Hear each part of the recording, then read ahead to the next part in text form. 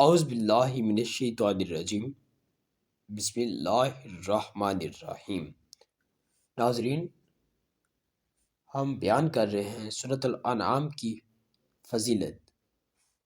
ناظرین، سورۃ الانعام کی آیت نمبر 151 سے 153 میں حکم دیا گیا ہے کہ اللہ تعالیٰ کے ساتھ کسی دوسرے کو شریک نہ ٹھہرایا جائے، والدین سے حسن سلوک کیا جائے، اولاد کو رزق کی کمی کے ڈر سے قتل نہ کیا جائے، بے حیائی کے قریب نہ جایا جائے اور قتل و غارت گری نہ کی جائے۔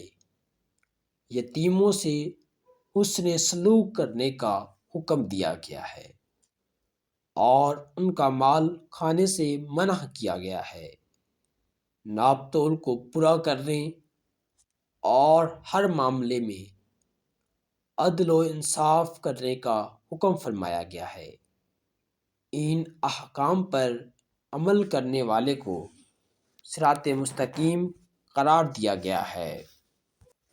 اور سورۃ الانعام میں حضرت ابراہیم علیہ السلام کا تذکرہ ایمان بیان کرتے ہوئے اللہ تعالیٰ نے فرمایا، ترجمہ: بے شک میری نماز اور میری قربانی اور میرا جینا اور میرا مرنا اللہ کے لیے ہے جو تمام جہانوں کا رب ہے۔